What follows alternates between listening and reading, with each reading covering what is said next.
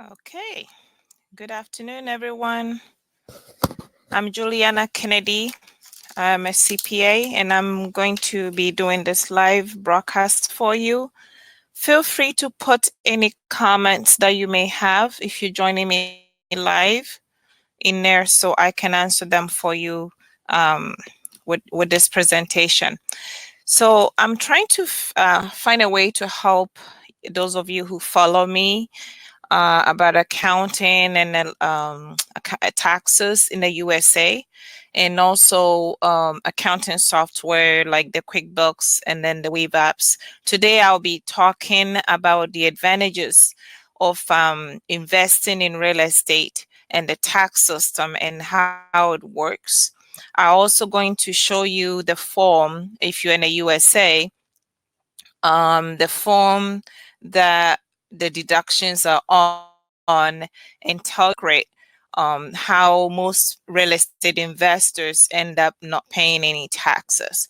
I'm not trying to justify anybody's position, but I just want to know, I just want to show the rest of us um, that this is how they are able to get away without paying taxes. And most of it is legal.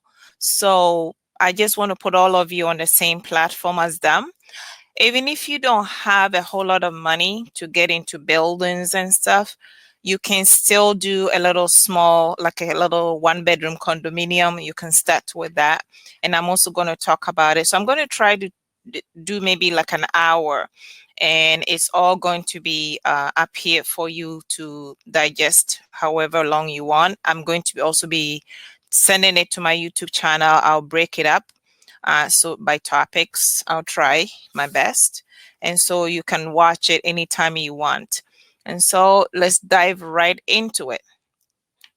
So I'm going to attempt to show my screen. Most people have heard about the real estate advantage. So let's go here. I'm going to show you the Schedule E. So this Schedule E here, and again, this is mostly for USA, the Schedule E here. If you can see, I don't know if I can zoom in on here, maybe not. So over here, it tells you all the rents that you're going to be getting. So for example, I use ordinary numbers just to illustrate what I'm trying to tell you. So you have here, if say you have a unit and it's only $1,000 every month for rent, so you'll be getting 12,000 for the year. This is just a small example. Mind you, every expense that you spend to promote the property or keep the property in shape is all deductible. All these expenses here, and I'm going to try to go through most of them. For example, you advertise in a newspaper to get the unit rented. All that is a write-off, all right? You have a vehicle, if you were using a vehicle for that, or maybe you're driving back and forth and you keep track of your mileage for you going there to visit the property, things like that, that is a write-off. Meals and entertainment, if you were to have a meeting with the tenant or something. And again, the meals part and some of the entertainment, they all have limitations. So you have to be very, very careful with that one. I won't do too much of it. Cleaning and maintenance. If you can have somebody clean it up, maintain the outside of the whatever condo, building, however many you have, all those is a write-off. Commissions. So most people tell me, I'm working a full-time job, I don't have time to monitor my property. You can hand it over to a management company. So if there's a plumbing problem, they call them, they don't call you. But what happens is that most of them will take, say, 5 to 10%. You can get some that will take only 3%. And then they will handle all the tenant issues for you. So you don't have to worry about it. Those are commissions here. You can, or management fees, management fees.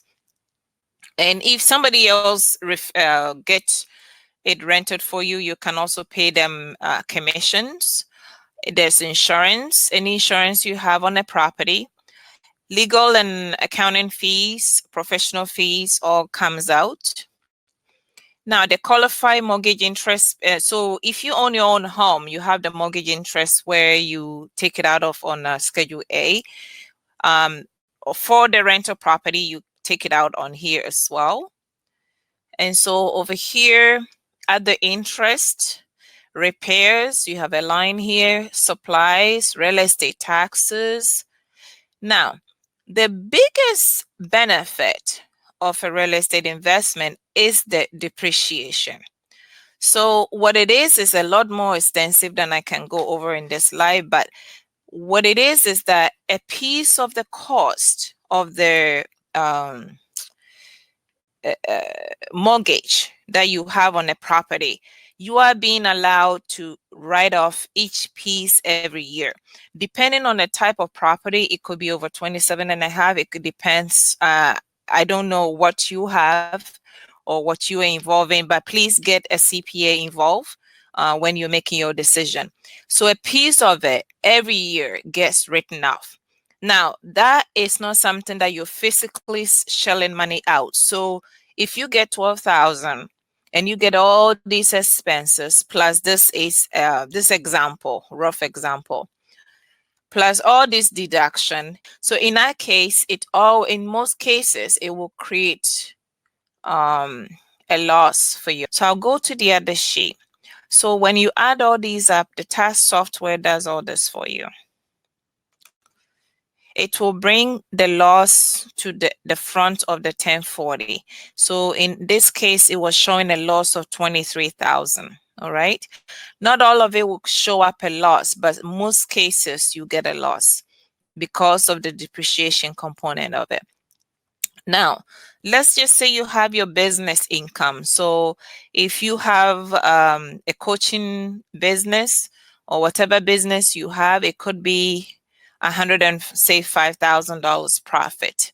It depends. If you're one person LLC, it will be here. If it's your sole proprietor, it will be here. But if you are some sort of like S corp or partnership, and all those will come on here. So it depends. But the bottom line is, I want to show you your income again. You have any of these income, unemployment, Social Security, you name any sources that you have, most of them will be reduced by this 23,000.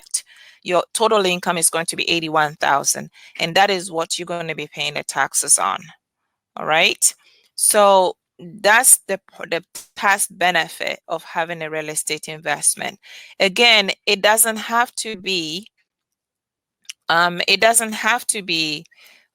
big property. You can start with a very small property, and then you can build it up gradually as you go along.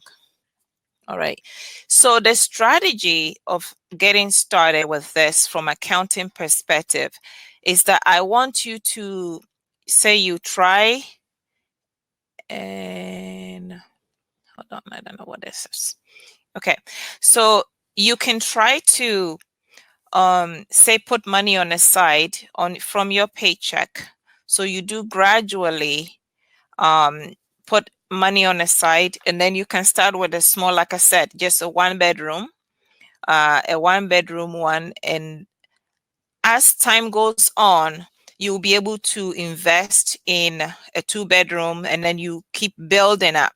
And as the portfolio builds, you can sell it and then use it to get, say, a 6-apartment complex. And then gradually you're going to grow your lead on that one. So that's my take on that. So again, start with a small condominium and then gradually use the cash flow, because when you are doing this, when you, let's see here, as you're doing this, the cash flow that you're getting from here, you'll be able to use that cash flow, since you're not going to need it for the depreciation, and that's the phantom, like a sunk cost, that's another term. You'll be able to use that cash flow to put down on a new unit and then get it going. My thing to you is that try as best as you can to get involved with a bookkeeper or an accountant to help you. When you first do it, don't overextend yourself. So if the property is, say, 200,000, you can put down the minimum that they need. Don't put more cash flow than they really need. And then make sure you have a cash reserve so that when the tenant doesn't pay the rent, you will be able to pay the rent until you find another tenant. That's what most people didn't do in the crash. They overextended themselves and they had no cash reserves to keep up the mortgage payment when they didn't have any tenants. So my little bit advice to you is do not overextend yourself, and you will be able to weather any downturn if it comes to that. All right. Now, I'm not sure about other states when it comes to LLC series, but here in Illinois, we have it in such a way that if you have rental properties, you will be able to do the series LLC. What the series LLC does is that each property can have its own LLC,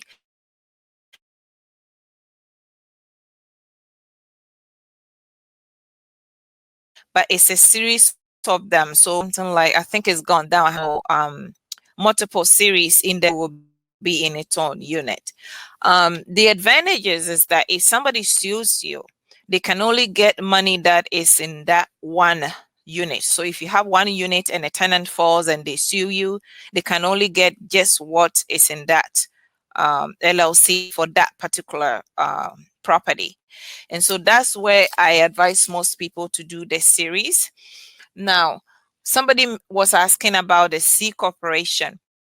Now, you could do that, but it gets a little bit complicated. It depends if you really want it out of your tax return. You don't want it on your personal tax return. Ball game, and I'm to please consult with a local attorney or CPA to guide you.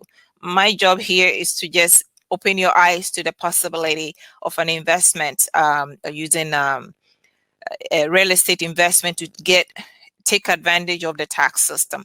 The tax code is set up in such a way that they want to encourage people to invest in real estate so that people can have a decent housing. So people will not be homeless, and so that's the reason why they make the tax system in that way, so that most people will do real estate investments. All right, so you can get a piece of the pie. Why not? All right.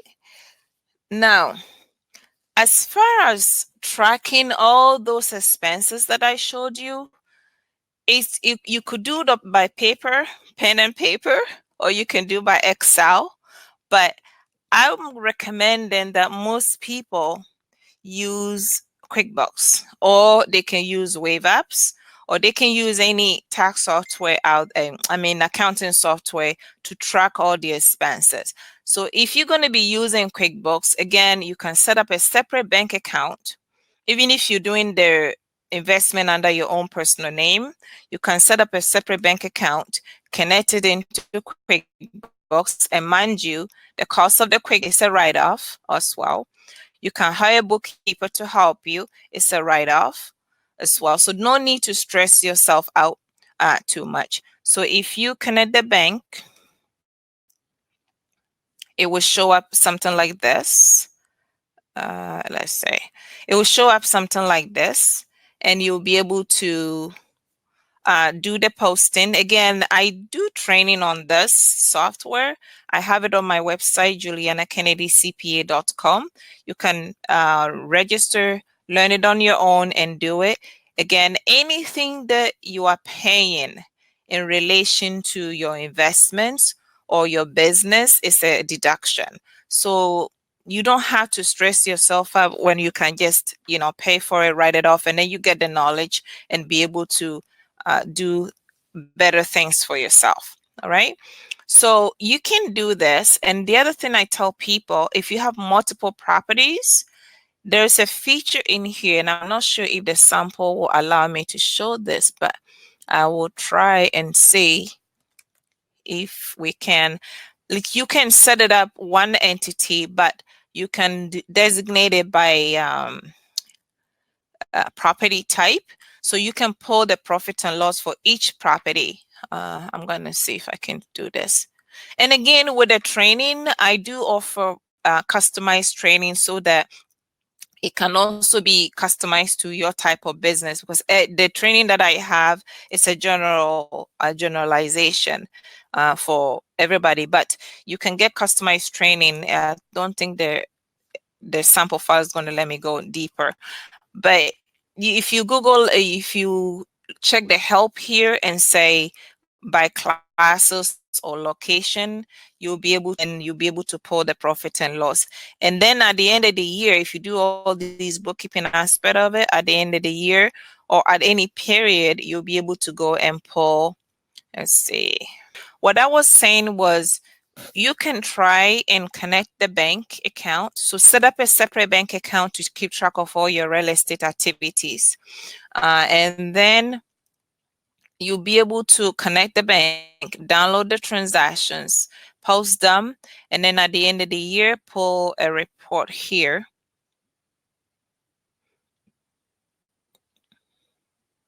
So you can pull a profit and loss report. And again, if this doesn't show clear, I'll maybe do another live to make sure you get the benefit of what I'm trying to convey here. And so you can just pull a profit and loss, know which property is profitable. And over here, let me see if I can pull, if this will work. Again, I can do a private session if you are interested. I can do that to customize the training. We can do remote. You don't have to be physically here in Illinois. I can always do real estate even if you're working full time. And if you go in with other people, my takeaway is, please do not go in as a limited partner. Because if you do as a limited partner, your investment will be in there. They'll be using it to generate income, and they'll be using it to gain, get the benefit of it. But if it's losses, if you're a limited partner, you do not get to deduct it as a passive investor. You want to be an active partner, even if it means, you go there 3 times a week or once a week or twice a week. Take active participation and be an active partner. That's how you get the benefit of it.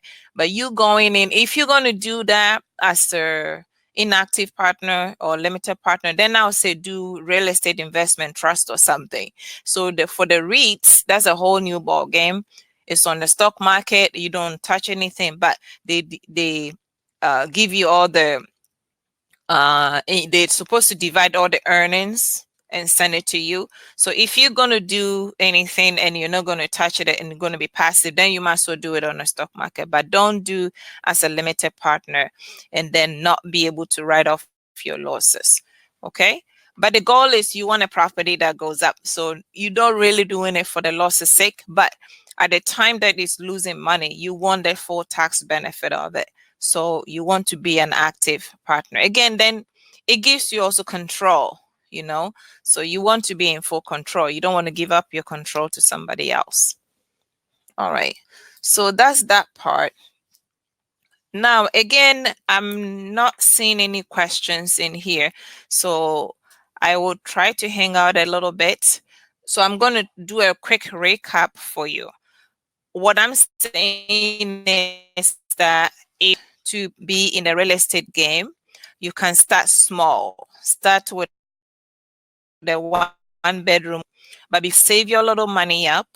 And then when you show up at the bank, even if it's a $50,000 unit and you have about $10,000, you can put, say, $5,000 down, hold the other 5,000 in a savings account in case you don't have any renter. Then you can make the payments yourself. But invest in it and you advertise it, all those expenses are write-off. You get somebody to clean it, it's a write-off. But don't try to clean it yourself and try to pay yourself. That it doesn't work. All right.